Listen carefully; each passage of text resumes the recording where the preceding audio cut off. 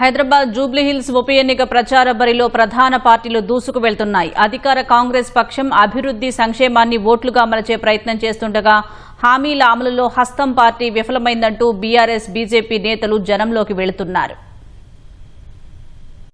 జూబ్లీహిల్స్ ఉపపోరును ప్రతిష్టాత్మకంగా తీసుకున్న కాంగ్రెస్ గెలుపే లక్ష్యంగా జోరుగా ప్రచారం కొనసాగిస్తోంది. కృష్ణానగర్లో అభ్యర్థి నవీన్ యాదవ్ ఇంటింటికి తిరుగుతూ ప్రచారం చేశారు. నటుడు సుమన్ సైతం నవీన్ కు మద్దతుగా ప్రచారం చేశారు.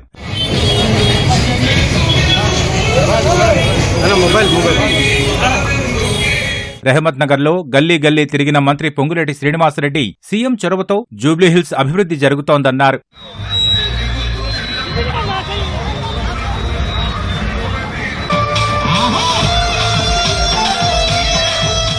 ఎర్రగడ్డ డివిజన్లోని బ్రిగేడ్ సిటాడెల్ అపార్ట్మెంట్స్ లో మంత్రి Jupally Krishna Rao shuttle, table tennis ఆడి సందడి చేశారు. ఓటుకు 5,000 తీసుకోవాలని ప్రస్తావించిన మాజీ మంత్రి కేటీఆర్ పై ఎన్నికల కమిషన్ సుమోటోగా తీసుకుని కేసు నమోదు చేయాలని మంత్రి పొన్నం ప్రభాకర్ విజ్ఞప్తి చేశారు. దీనిపై ఎన్నికల కమిషన్ దృష్టికి తీసుకెళ్తామన్నారు. అక్రమంగా సంపాదించినటువంటి 10 సంవత్సరాల పాలనలో ఉన్నటువంటి అహంతో జూబ్లీహిల్స్ ఓటర్లను కొనుగోలు చేసే పద్ధతిలో ఓటుకు 5,000 అడుక్కోండి అని చెప్తున్న మాట ఆక్షేపణీయం. ఎన్నికల కమిషన్కు కాంగ్రెస్ పార్టీ పక్షాన ఫిర్యాదు చేస్తున్నాం. సోమోటోగా కూడా ఎన్నికల కమిషన్ ఓటుకు 5,000 రూపాయల ప్రస్తావన తెచ్చినటువంటి కేటీఆర్ గారిపైన కేసు పెట్టాలని కోరుతా ఉన్నాం.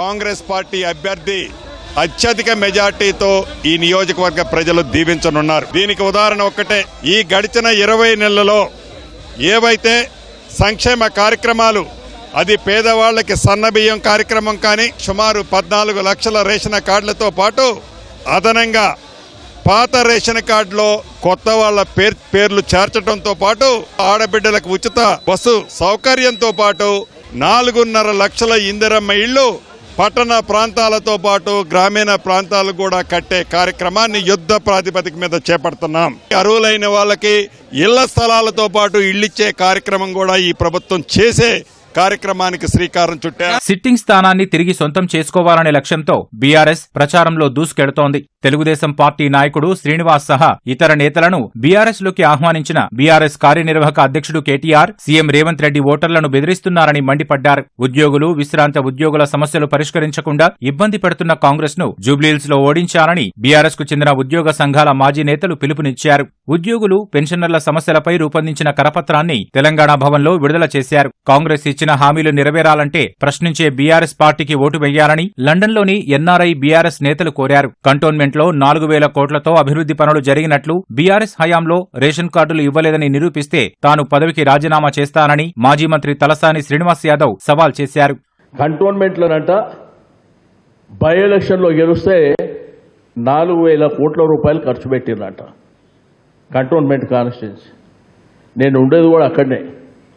ఒకవేళ 4,000 కోట్లతోనే వర్క్ ఏమన్నా అక్కడ కార్యక్రమాలు జరిగితే ప్రజల కోసం నేను రాజీనామా చేయడానికి సిద్ధంగా ఉన్నా. మీకు దమ్ము ధైర్యం ఉంటే నా రాజీనామాను మీరు యాక్సెప్ట్ చేయండి. మీరు 23 మాసాలలో ఏం చేశారు, మేం గతంలో ఏం చేసినాం, ఏడ చర్చకు పెట్టినా కానీ రెడీ ఉన్నాం. వెంగళరావు నగర్ డివిజన్ మధురానగర్లో మాజీ మంత్రి ఎర్రబెల్లి దయాకర్ రావు సెలూన్లో కటింగ్ చేస్తూ సందడి చేశారు. బీఆర్ఎస్ హయాంలోని విద్యుత్ రాయితీలు అందుతున్నాయా అని ఆరా తీశారు. ఎల్లారెడ్డిగూడలో ఎమ్మెల్సీ నవీన్ రెడ్డి సైతం హెయిర్ సెలూన్ షాపులో ప్రచారం చేశారు. సోమాజిగూడ డివిజన్లో సెలూన్ విజిట్ కార్యక్రమంలో మాజీ మంత్రి సబితా ఇంద్రారెడ్డి పాల్గొన్నారు. బోరబండ డివిజన్లో హెయిర్ సెలూన్ కు వెళ్లిన ఎమ్మెల్యే వివేకానంద గౌడ్, ఎమ్మెల్సీ శంభీపూర్ రాజు కాంగ్రెస్ సర్కార్ ఇచ్చిన హామీలకు తూట్లు పొడిచిందని విమర్శించారు.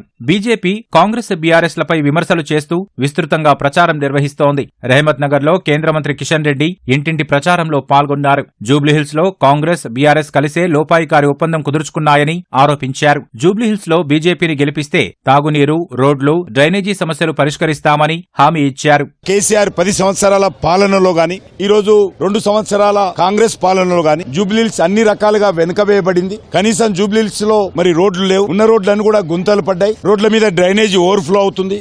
వెలగనటువంటి వీధి లైట్లు, నీళ్లు, పరిశుభ్రం లేనటువంటి తాగునీరు, దీనికి ప్రధానమైనటువంటి బాధ్యత బీఆర్ఎస్ పార్టీ, కాంగ్రెస్ పార్టీ వహించాలి. ఈ రెండు పార్టీలు మోసం చేసిన కారణంగానే జూబ్లీస్ వెనుకబడి ఉన్నది. ఈ రెండు పార్టీలకు ఎవరు ఓటేసినా కూడా ఎవరు ఏ పార్టీలో ఉంటో తెలియదు. బీఆర్ఎస్ అధికారంలో ఉంటే కాంగ్రెస్ ఎమ్మెల్యే అందరూ బీఆర్ఎస్ లోకి వెళ్తారు, కాంగ్రెస్ అధికారంలో ఉంటే మరి బీఆర్ఎస్ ఎమ్మెల్యేలందరూ కూడా కాంగ్రెస్ లో చేరుతారు. కాబట్టి ఏ పార్టీ, రెండు పార్టీలు గెలిచినా కూడా మరి ఇది మజ్లిస్ కేసినట్టే. ముఖ్యమంత్రి గారు మాట్లాడుతూ చాలా దేశం గురించి మాట్లాడారు. పాకిస్తాన్ లో పేలినటువంటి బాంబులు జూబ్లీహిల్స్ లో పేల్తాయని. ఇంత భారత సైనికులను, భారత సైనికుల పట్ల ఇంత అవమానకరంగా, ఇంత దిగజారుడు రాజకీయాలు ఒక ముఖ్యమంత్రి స్థాయి వ్యక్తికి మంచిది కాదు.